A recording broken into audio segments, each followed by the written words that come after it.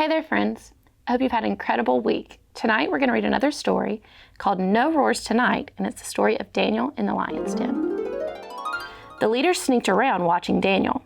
They followed him because the king was going to make Daniel their boss. And they were jealous, so they were watching for Daniel to do something wrong. But he didn't. Daniel was good and wise, and he did what was right.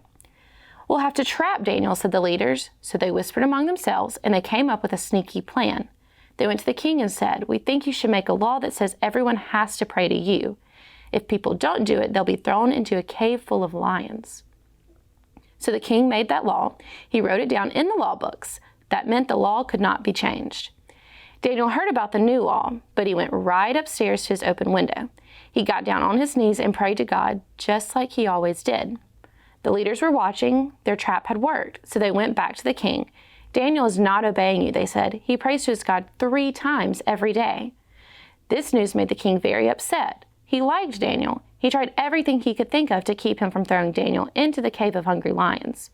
But when the sun went down that evening, the leaders came back to the king. "You can't change your law," they said.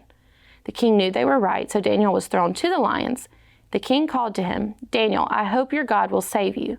Then a huge rock was rolled across the opening of the cave. The king went back to his palace, but he couldn't sleep that night. He didn't even feel like eating or doing anything for fun. As soon as the sun started coming up, the king rushed to the lion's cave. He called, "Daniel, did your God save you?" "Yes, my king," called Daniel.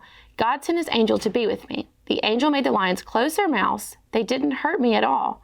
The king was so excited, he ordered men to help Daniel out of the cave. Then he wrote a new law to all of his people. This law said, "People everywhere in my kingdom must respect Daniel's God. Daniel's God lives forever. He keeps his people safe, and his kingdom will never end." The end, and good night.